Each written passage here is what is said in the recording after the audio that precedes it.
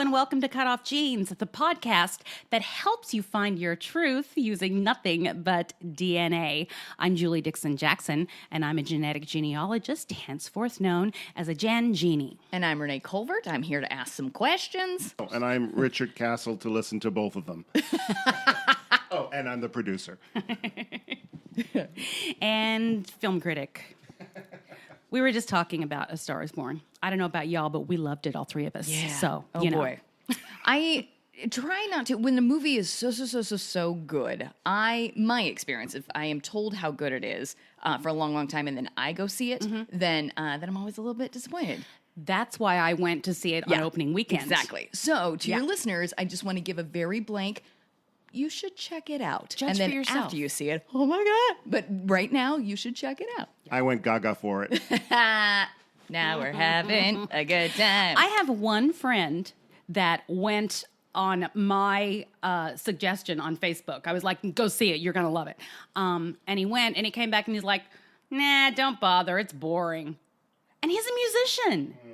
Weird. Was he jealous? I don't know. I think sometimes that happens. If you don't like something that's great, you're a little bit jealous. No, he said he was bored. He said it was boring, and then he had another friend chime in to say she was bored too. And I'm like, maybe they just didn't like the air. When I saw it in the theater next to us, it was Venom. Yeah. And it was funny because that movie was just getting out as I was going into A Star is Born, and it was a very different crowd. Let's just say it was appealing to two very different audiences. Yeah. I went at 10:30 on Saturday morning, and it was me and everybody over 65. Oh, yeah. But the crowd was full. Yeah, I went to a matinee. I think on Friday I went. Yeah. Yeah, to a It's matinee. Great. It was me and maybe 4 other people. I recommend it. It was It's fun. Great. Well, to bring it home, home. this was like the third remake of this story, Yes, and it's fourth just even. a great story. So I think the talent of the original writers to come up with this idea, so it's, if I may, it's in the DNA of the story. Oh, We way love to it. bring it We back. Love it. We love it. On They're related. point. Now we're back in. Okay.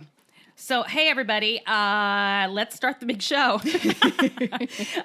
So I have a corrections corner here, but it is blank underneath it. Ooh. So apparently it was perfection last week.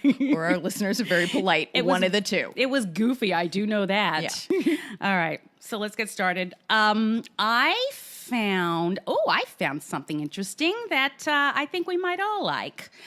Sharing DNA data may soon provide people with more than just the answer to whether they've got any Irish relatives. Okay. Luna DNA, a startup backed by the genome sequencing giant Illumina, Inc., has asked the U.S. Securities and Exchange Commission to approve its novel plan to pay consumers for sharing their DNA data. Okay. It's a departure from the current standard in which companies like 23andMe charge people to analyze their genes, then use that data for research. Right. By the way, you can opt out for that. I'm just going to put a disclaimer in there because it wasn't mentioned in the article. Right. So they'll only do it if you allow them to. Luna aims to build a DNA marketplace where people can upload their data from genetic testing companies like Ancestry or 23andMe. The data would then be stripped of identifying details and encrypted. Users would receive shares of Luna DNA. Shares of Luna DNA, which will house the platform where the DNA data is stored. Researchers would pay Luna to access the data, and some of the profits from research studies would be passed along to shareholders as dividends. Okay. So the people who gave them the DNA are shareholders. Luna isn't the only startup company that's exploring about compensating people. Okay. Company called EncryptGen is a blockchain-based DNA marketplace currently in beta testing where data is bought and sold using a custom cryptocurrency called DNA. Earlier this year, the Harvard geneticist George Church announced plans for a company called Nebula Genomics, which would not only reward users for their data, but sequence their entire genome as well. Luna is part of a small but growing number of biobrokers that give people tools to control the sharing of their health data. They pay people to participate in clinical trials. Yeah.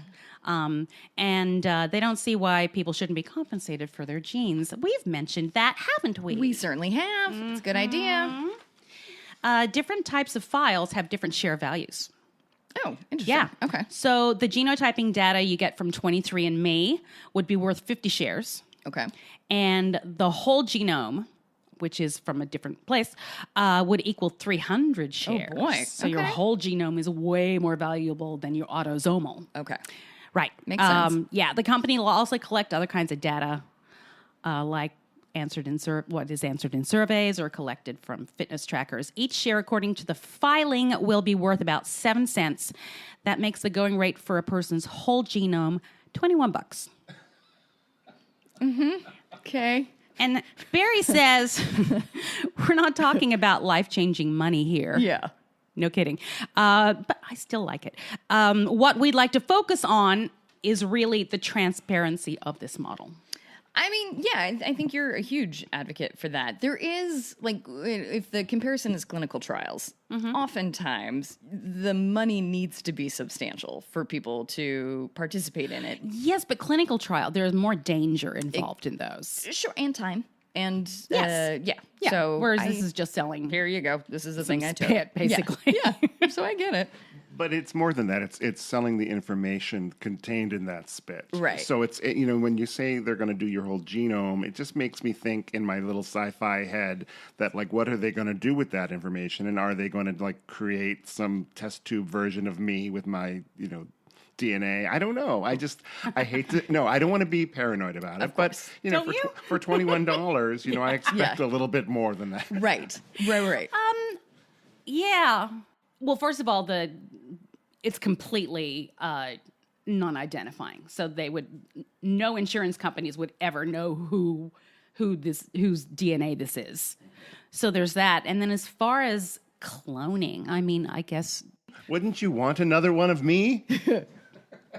Yes, I would actually. It'd be great. Come to think of it, that way you can work and help me with the podcast, and we can do 2 podcasts a week. Yay! Well, for sweeten the pot, maybe $22. Maybe you can get me. Uh-oh. Yeah. All right, now we're talking. Now right. we're cooking. Besides cloning, which obviously they're gonna do, beyond that, what do you think their first sort of goal is to do with this information?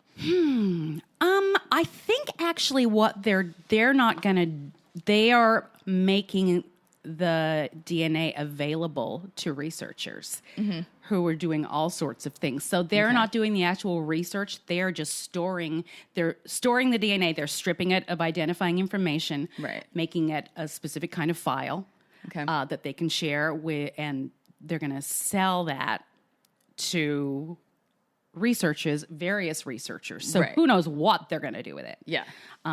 Does that make you nervous? Yeah, it does. It does. Anytime I don't know what you're doing, it always makes me nervous because sometimes it's been used for good and sometimes it's been used for real bad. Not necessarily with science. This is a bad comparison. Oh, but, do it.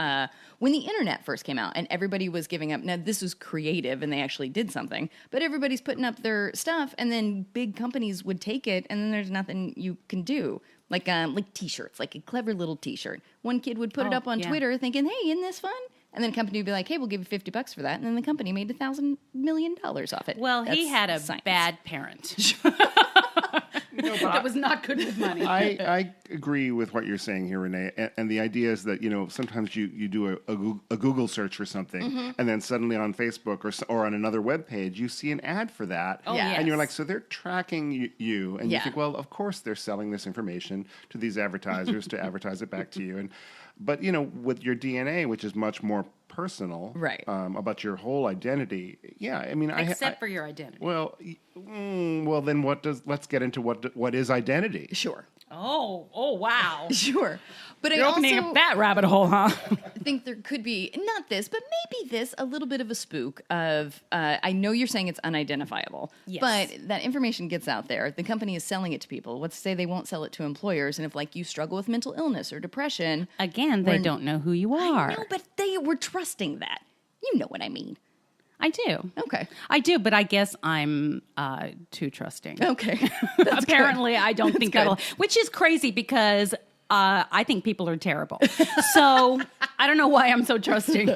Let's research your DNA and find out where it is, what gene it is, what strand that makes you so trusting and yet also think that people are so terrible.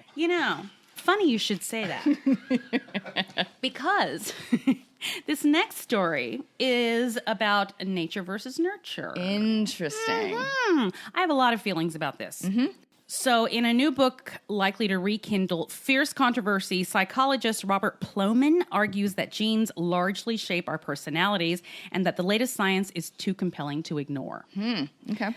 There are a few areas of science more fiercely contested than the issue of what makes us who we are. Are we products of our environments or the embodiment of our genes? Is nature the governing force behind our behavior, or is it nurture? While most everyone agrees that it's a mixture of both, there has been no end of disagreement about which is the dominant influence. So this psychologist and geneticist, Robert Plomin, is a pioneer of what is sometimes called hereditarian science. Okay. And his new book is called Blueprint: How DNA Makes Us Who We Are. Plomin takes recent genetic research and draws some provocative conclusions, but they are about individuals rather than groups. Okay.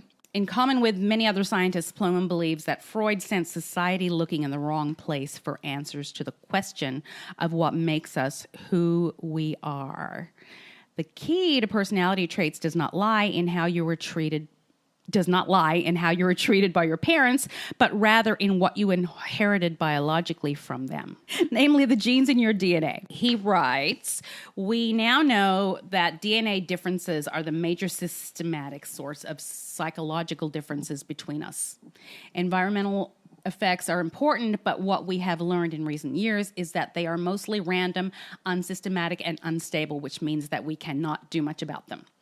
He's been waiting 30 years to write this, mainly because he had to conduct the research. Right. Much of it is based on long-term twin studies necessary to prove his case. Now, that makes me wonder if he was involved in that agency that was the agency that was the subject of the 3 Identical Strangers. Right. That were separating twins and triplets and not telling them because they wanted to see how children who had identical genetics turned out being raised in completely different environments. Right. I probably shouldn't put the spoiler alert at the end of the spoiler, but if you haven't seen 3 Identical Strangers, Go see it. Yeah, go. Or I'm sure it's streaming at this point. Yeah. Yeah. I saw it on a plane. Atta girl. Yeah, thank you. But yeah, no, that's getting back to what you were talking about. This is intense. That's what do you think about that? I wholeheartedly agree with him. Yes, I agree too. Just from my experience. Now, there are a lot of adoptees who would not say that. My personal experience, and that's all I can go on because I'm the only person who's been in this body and mind, and I am quite clearly a product of my genetics, right, as opposed to my environment. That's not to say I wasn't influenced by my environment growing up. And I was thinking about this a little bit. There are certain things about my parents that have stuck with me my entire life, that I did it because they did it. Right. And I think that's because I'm a creature of habit. Yeah, absolutely. And I just do I am always early. Yes. And my habit. parents were that way too. In fact, they would show up to parties like an hour before it even started. I hate that.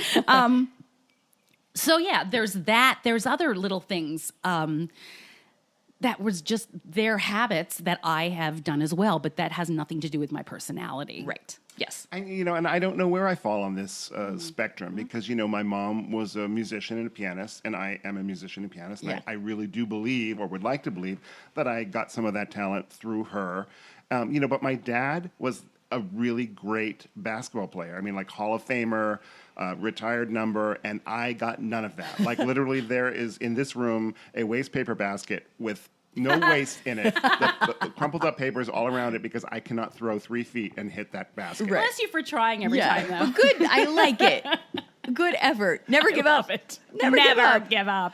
That's good. But I can echo, Julie, your sentiments exactly. I have my birth parents. Yes. I was raised by them, and much to their chagrin, nobody knows where I got what I got because they really tried to tame me. And it didn't happen. Right. So, we had similar experiences as children. Yeah. But yours are biological. Right. They didn't deserve this. That's interesting because that kind of throws a wrench in my hole. Well, I know, but my brother is calm as can be and very, very, very much like them. So who knows?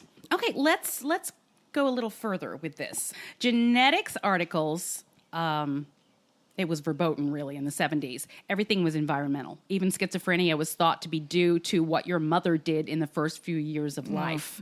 Seems ridiculous now, but that was the orthodoxy back then. And to mention genetics was just beyond the pale. It's one thing to state that genes largely determine how fast we run, how high we jump, and how vulnerable we are to, say, myopia. But it's another to argue that genes also largely determine how intelligent, empathetic, or antisocial we are. We prefer to think of such traits as social constructions brought about by the familial and social environments into which we happen to be born.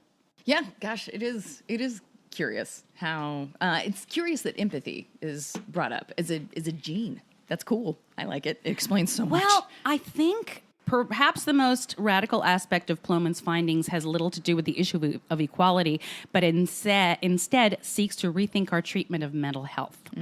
At the moment, mental health follows the classical medical model by diagnosing a disorder and then seeking to deal with its cause. But genetic research suggests that there are no clear lines in mental disorders, rather a spectrum on which we are all genetically placed. So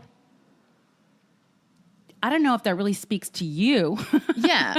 But for me, I've had anxiety and depression my entire life. Sure. And that was not evident in the Dixon family. However, in my biological family, specifically on the paternal side, there's a lot of suicide. Yay. Okay. And just a lot of depression in general. Right. So right. I definitely, to a point where my parents didn't understand what depression was, and that I was just feeling sad, and they told me to snap out of it because they couldn't relate to it in any way. Yeah, and a lot of times I don't even think they call it sad. It's like, she's got the blues. She's feeling glum. Yes. Yeah, it's a whole different lexicon. I was worried. That they use. The way I described it to them was that I was worried. I'm just fascinated by putting this in a historical context. Like you said, back in the 60s or 70s, they thought it was ridiculous that it would have anything to do with DNA or anything. Right. And I think part of that, it comes out of the whole eugenics movement, where they used to sterilize people who they felt were mentally unfit so that they could not carry on those genes. And it became this whole social movement. It started with Nazism and all that. They did that then. And so I think this was a cause as to why people thought, well, we can't do this anymore. And so the pendulum swung the other way. And so it's really, we're just trying to find, where is it? Is it nature versus nurture? So you think that the 70s was in response to eugenics and what have you? I definitely think there's a part to that. Again, I have no historical knowledge. I'm not a historian. This is just me. You're not? I know. But I mean, I've studied, World War II and Nazism and all that. And I have it. My brother has Down syndrome, so I know that a lot of people who were mentally disabled were put to death or sterilized or put in home. And also there was a time when women were thought to be hysterical, meaning and they would put them in institutions because they just had anxiety or depression, or they just didn't conform, or they read a novel. Exactly, or they were Yentl. But seriously, so I think that this is all fascinating and where but I don't know where I fall on this, because I think a lot of this, we could be predisposed because of what's in our genes, but from what I understand, it can be unlocked by the way you are raised and your environment. Yes, I definitely fall on the side of nature versus nurture. I believe nature is the... I also look at my brother, who is not only different from me, but also different from my parents, and is I don't see anything that my parents instilled in us in him now. So I feel like he didn't, although he had less of a problem with being adopted, to the point where he pretended he wasn't adopted. But the person he became is nothing like any of the Dixons or the Baxters. So I think his genetics have a lot to do. I would actually love to see where he came from. Maybe we should ask our listeners, to write in on the Facebook page where they, maybe personal stories about where they think they fall on that spectrum of nature versus nurture. Smart. Good idea. Yeah. Yeah. It's fascinating. It's interesting. It's really interesting. I It like is. this topic. Me too. I wrote an entire chapter about it actually in the blog. I was going to tell you can go read it, but I actually have taken the blog down. So never mind. You can read it when the book comes out. Okay, let's take a break. If you're enjoying Cutoff Jeans, please subscribe, rate, and review. Now back to Julie and Renee. All right, we're back. Yahoo! How you doing? Great. Okay, good. This week, in our little middle segment, Yes. we're going to talk about my week with Why DNA. Ooh, I love it. Okay. Yes. So I've talked about it a little bit before. Basically, I've said I don't really understand it, but there are things that I do know about it. Right. That you've learned. Yes, that I've learned and that I've read and been told. Here is what a Y chromosome DNA test does. Okay. It's a genealogical DNA test which is used to explore a man's patrilineal or direct father's line ancestry. The Y chromosome, like the patrilineal surname in most cultures, passes down virtually unchanged from father to son, to son, to son, to son, to son. They're typically coordinated in a surname DNA project. So I had my third cousin Sam take a Y-DNA test. I've told you about this before because he's a direct descendant of my third great-grandfather, a direct male descendant of my third great-grandfather, Right. who was purported to be Norwegian, even though his name was Priest. Okay. So I had him take the test, and basically, I don't really understand Yeah. what all the numbers mean, and there's a lot that I can't even begin to fathom, and I'm going to need to take an intensive class on it, even if I can. Right. However, the surname thing was what I was doing it for. Oh, yeah. No, that's a good reason. And I did not get one single surname. However, every surname that I got was a Norwegian surname or a Scandinavian surname. Interesting. Okay. So that for me, and I haven't done anything else with it from there because I don't know what and I don't have time, but I eventually will. So with knowing that, I got to work on this new case this last week. My listener and a friend, Val, her father was adopted. Okay. And last year, through DNA, they found his mother or his mother's family. They finally figured out who his mother was. Okay. But had not gotten to who his father was. Right. And so I had a look at it, and now, of course, I'm deep into it. But her closest paternal matches are third cousins. Huh. Couple third cousins, Okay. which is pretty far away, but if you have enough to go with, it can be done. But her brother, who is a direct male descendant from their adopted father, he took the Y-DNA test to see what name came up. Interesting. And so we thought, oh, well, that's going to be easy enough. The name that came up was Freeman. Okay. And it was pretty predominant in the matches. And so then I went and looked at the DNA matches, at the autosomal matches on DNA, and there were indeed some Freeman matches. However, the closest one was beyond a fourth cousin. So that was weird. That is very weird. So, Yeah. of course, I began to build a mirror tree off of these third cousin matches Right. and waited for the Freeman name to come in there somewhere. Well, guess what? It never does.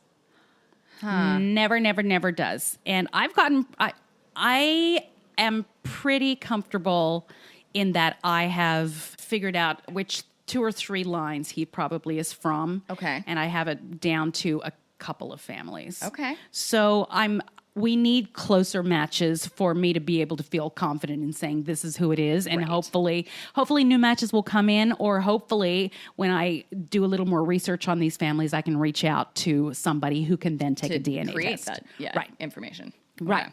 However, there's still the problem with where did this Freeman name come from? Yeah. That was gonna be my next question is what are your hypotheses? The hypothesis is NPE. That's the only Yeah. thing to me that seems to make sense. Right.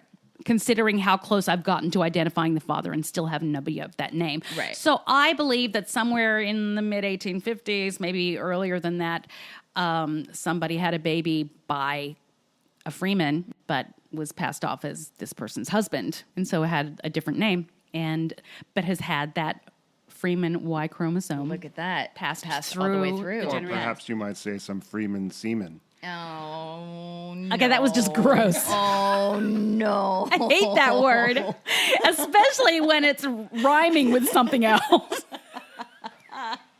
However, I'm going to get it tattooed. I'm a lyricist, and so I always think in rhyme. Of course you do. Well, maybe you can break it to him that way. Hey, we haven't found out your lineage, So we but haven't found I know some a Freeman guy semen. who can rhyme Freeman with semen. Put So, it in a song. boom. How do you like that silver lining? Great. Perfect. Yeah. So that's, and I want to say that is, I believe, in my hypothesis is that, and I myself, and I asked a few people on a couple of the DNA pages that have been doing this much longer than me and are scientists, and I didn't actually get a straight answer from anybody. Okay. However, I believe that I didn't share enough of the story with them. I mean, I thought I told them, no, the third cousins don't have any Freemans in their family at all. And I've figured out how they connect pretty much to my client's father. They didn't say, no, it's not an NPE. Right. But they basically said, you need to look at all the possibilities, which is true. You absolutely do. You have to look at every possibility in there. And for me, so far, the only possibility is an NPE. Right. From 100 to 200 years ago. Yeah, I mean, that makes sense. Yeah. Yeah. So if anybody listening to this has thoughts on this or has had experience with this, I would love to hear what you have to say about that. I love working on stuff Yeah, that it's a is cool a real mystery. mystery. Yeah. And you will get to the bottom of it. I know you probably will. because I can't rest until I do. So, yep. I love it. Okay, so that was my week in YDNA. Cool. Da-dum-dum. Great. Do you need a little break? I do, Okay, indeed. let's give you a break. Thank you for listening to Cutoff Genes, the new podcast starring Julie Dixon Jackson with Renee Culver. Welcome back. Yahoo! Yahoo! It's story time, everybody. Very exciting. I'm excited to hear what the story is. All right. Well, I've decided Yes. that this third segment is going to just be in general story time. Great. Since my Epic Odyssey is basically over until Odyssey. something new comes in. But there's lots of other stories to tell, and we have listeners who have lots of stories to tell as well. So, guys, if you have something you'd like to talk about that has to do with DNA, or if you have an Epic Odyssey, reach out and I can do phone interviews. Or if you don't even want to do that, you can just tell me the story and I can tell it. But also just say that if you don't want your name used, right. Julie can also, doctor that up. So Right. I'll give you the name Bjorgi. It's my favorite. Perfect. Right. Okay, so this one happens to be about my family, though, something that I have discovered in my research, and this isn't the only one. Right. I mean, there's so many that are quite shocking. Okay. But this is a good one. Okay. And by good, I mean terrible. Sure. Okay. But riveting. Yes, It's not yes. good, but Yes. it is riveting. Right. So this has to do with my my direct Fisher line, which is my direct father's line. Okay. So my third great grandmother was Martha Cornwell. Okay. And she was born in 1832 in Cambridge, England, and came to Australia with her younger sister Eliza in 1853 on the ship Elizabeth. Now, Eliza was 15 at the time, but she got married later that year to a man named William Johnson. She was 16 then, but she said she was 21 on her marriage certificate. Okay. And her parents weren't there, but Martha was there as a witness, and so was George, who was one of their brothers. Okay. So in 1956, my second great father, Charles Fisher from Yorkshire, married my second great grandmother, Martha Cornwell. Okay. And they started having children. By 1860, they'd had 2 daughters. Okay. In 1954, another Cornwell brother, Edward, arrived in Australia with his new wife, Sarah. And they had 2 sons, William John in 1855 and Charles in 1859. And everybody came to Australia for the gold rush. Basically, the course. gold rush happened in Australia at the same time that it did here, mid 1850s. So that's when most people got there after the penal colony extravaganza. Okay, so everybody was there for the gold rush. So everything was happening. People lived in tents on the Goldfields. Okay. And raised families there. And yeah. Crazy. So in my research, I was on a site called Trove, which is an Australian website that has digital scans of publications from years gone by. Right. So you can find out a lot of stuff just by punching in names of your relatives and locations and what have you. So this is from March 27th, 1861. From, the Bendigo Advertiser is the newspaper, this particular newspaper, and it is entitled The Long Gully Murder. Oh, boy. Okay. So here's what the first few sentences say. The inquiry into the cause of death of Sarah Ann Cornwell, we've heard of her, yes. was held yesterday at the Union Hotel before the district coroner. Martha Fisher, that's my second great-grandmother. Yes. The wife of Charles Fisher, my second great-grandfather, traveler for blah, blah, blah, and they lived at Kangaroo Flat, which is where my brother still lives now, and my father lived until he passed away. Deposed that the deceased was married to her brother. They had 2 children, one of whom was 7, blah, blah, blah. So So this your is basically... grandparents were witnesses to the story. They were witnesses in the inquiry. They didn't witness this This actual apparent thing. murder. Okay. So what happened? Well, Yes, tell from me. what I have read from these articles are very long. Sure. So instead of just reading them, I'm going to tell you what I know. I've read them a few times. Okay. So they lived in tents on the Goldfields, and they were like these little colonies. And so my second great grandmother's brother and his wife had come to Australia. They had a child at that time, and they were living in the tents, and sometimes they would take in boarders. Okay. And, it was like when you go camping and you know all the people in the campgrounds, only they live there. Right. So there had been apparently a few weeks earlier, he had come to my grandparents' house and said that something was going on with his wife and that she was going to a ball or something with some guy. Okay. And they're like, what are you talking about? I don't know. But that was the last they'd heard of that. Okay. And then the next thing you know, Yeah. she turns up dead. Crazy. Right. So on the night, there were several witnesses that testified, and Yeah. they said that they had been around. They knew the couple. They kind of fought sometimes. Sure. But, on this particular night, somebody heard a scream Oh, boy. and went out to see what was going on. Yeah. And the husband, the apparent murderer, came out and said, "Oh, don't worry about it. She's having one of her old fits." Whoa. Like she's known for her fits. Right. One of those hysterical women again, right? Exactly. Yeah. It's Yeah, kind of yeah, like yeah. everybody's like, "Oh, those." Yeah. So he said, "Yeah, don't worry about it." So went back to his tent. Right. A few minutes later, another scream. They went back out. He came out and he's like, "Yeah, I don't know what's happening. Everything's fine though. She'll calm down soon." And So the murderer is coming out to tell people, oh, everything's fine. yes. That's insane. Yes. Julie, I know. I know. think about that. Yeah. Think about murdering It's the somebody and Wild then West. running outside and It's being the like, Wild West. It's just, don't worry about it. Right. It's fine. I'm going to go back and finish murdering Yeah. her, but don't you worry. Yeah. That's insane. I know. Oh, my So God. he says, so then he's like, okay, I'm going to go get, Yeah. my wife's upset. I'll go get somebody. Okay. And so the guy takes off pretending he's going to go get somebody. This witness goes into the tent, and there she is lying on the ground. Yeah. And he gets down and picks her up in his arms. Her child was in the bed Oh, God. in the same room. Oh, God. It doesn't say whether or not he was awake or not, but, Probably And not, he 'cause I pulls- think you would he- have heard screams from the kid, right? Right. Yeah. Yeah. So he Jesus. picks up the stick that she was killed with, by the way. She was killed with a stick. And to protect himself if the guy comes back, and asks her if she's all right. And all she could say was something like, oh, dear, oh, dear. And she passed away. Good God. I think, not long after that. horrible. That's oh my God. So there are several witnesses. So they interviewed several witnesses that talked about them and said that, she had been a respectable woman as far as they knew. Right. And, so that was on March 27th. Okay. On March 29th, there's another little snippet. So basically, he took off. And when that first article was written, nobody knew where he was. So this on the Friday, 29 March, 1861, the Long Gully murder.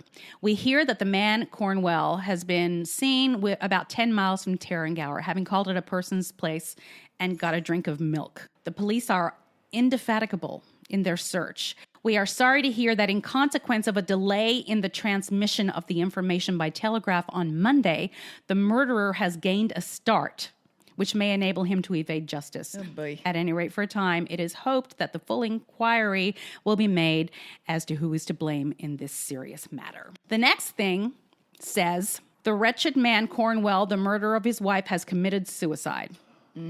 Apparently, he had seen his wife's funeral from a distance. Okay. So he knew that he had killed her. Right. And so he went to a tree and basically hanged himself. Yay. It looked from a distance like he was just leaning there, Right. like leaning on the tree, but they got closer. They realized that he had killed himself. So, yeah, Whew. that's what happened. What a spooky story for Halloween. It's Halloween time. This is like Cutoff Jeans CSI. Yeah, Yes. exactly. Yeah.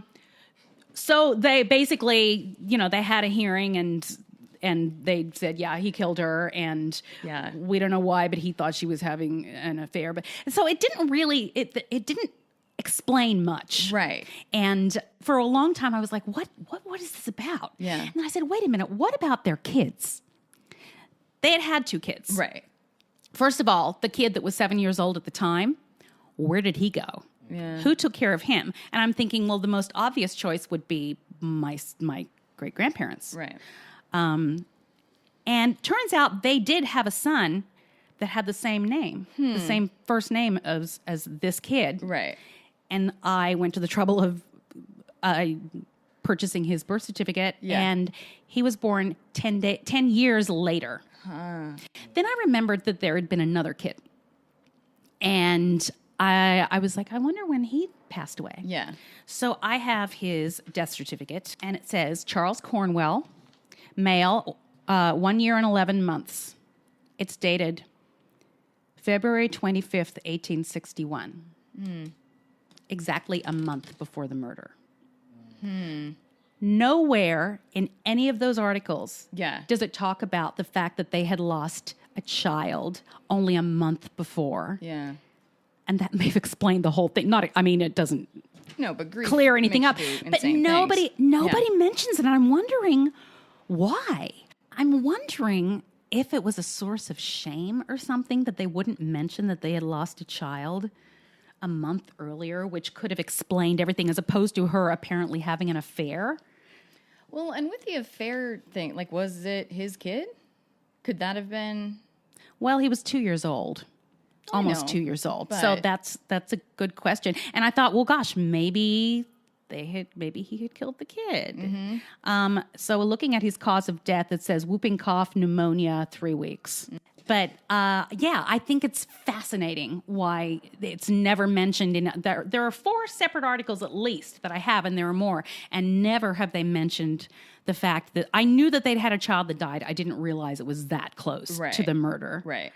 But I think it's shocking and interesting. That's crazy. Yeah. Yeah. So Good that's story? that's my murder-suicide story. Yeah, I mean, that could have explained some of her, quote, hysteria. And Sure. also maybe his anger or God knows whatever was going on in that tent Yeah. at the time, and what grief Yeah. and what, who knows what goes on behind closed tents. Right.